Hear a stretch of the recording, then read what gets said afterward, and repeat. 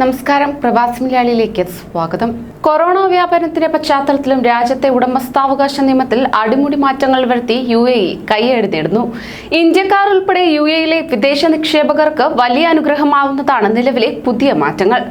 UAEയിൽ കമ്പനികൾ ആരംഭിക്കുന്ന വിദേശ നിക്ഷേപകർക്ക് അവയിൽ പൂർണ്ണ ഉടമസ്ഥാവകാശം അനുവദിക്കുന്നതുൾപ്പെടെയുള്ള സമൂലമായ മാറ്റങ്ങളാണ് പുതിയ നിയമ ഭേദഗതിയിലൂടെ UAE സർക്കാർ വരുത്തിയിട്ടുള്ളത്. അതായത് UAEയിൽ പ്രവാസി സംരംഭകർക്ക് പൂർണ്ണമായും ഉടമസ്ഥാവകാശമുള്ള കമ്പനി തുടങ്ങാനാണ് ഇപ്പോൾ അനുമതി നൽകിയിട്ടുള്ളത്.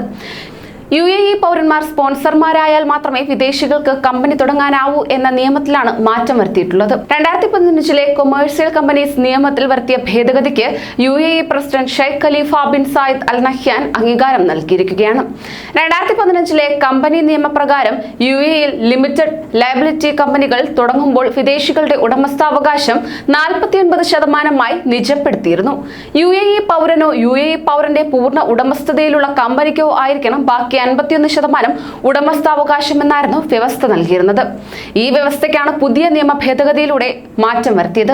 പുതിയ നിയമ ഭേദഗതി ഡിസംബർ 1 മുതൽ പ്രാബല്യത്തിൽ വരുന്നതാണ്.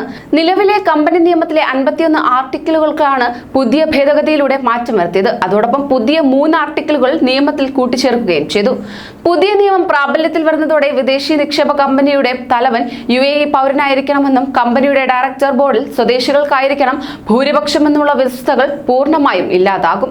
അതോടൊപ്പം തന്നെ രാജ്യത്തേക്ക് വിദേശ നിക്ഷേപങ്ങൾ കൂടുതലായി ആകർഷിക്കുക എന്ന ലക്ഷ്യത്തോടെയാണ് UAE കമ്പനി നിയമങ്ങളിൽ പുതിയ ഇളവുകൾ വരുത്തിയിരിക്കുന്നത്. കോവിഡ് ഉയർത്തിയ പ്രതിസന്ധികളിൽ നിന്ന് രാജ്യത്തിന്റെ സമ്പദ് വ്യവസ്ഥയെ തിരിച്ചുകൊണ്ടുവരുന്നതിനുള്ള ശ്രമങ്ങളുടെ ഭാഗം കൂടിയാണിത്.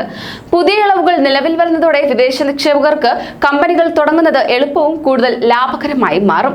അതേസമയം തന്ത്രപ്രധാനമായ മേഖലകളിലെ കമ്പനികളിൽ ഈ ഇളവുകൾ തൽക്കാലം നടപ്പിലാക്കില്ല. മാത്രമല്ല, ഇത് സംബന്ധിച്ച് പഠിക്കുന്നതിന് കമ്മിറ്റിയെ നിയമിക്കാൻ സർക്കാർ തീരുമാനിച്ചിട്ടുമുണ്ട്.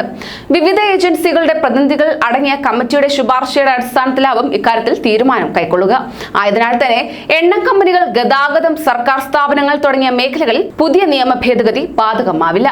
കൂടുതൽ പ്രവാസി വാർത്തകൾക്കായി ഈ ചാനൽ സബ്സ്ക്രൈബ് ചെയ്യൂ.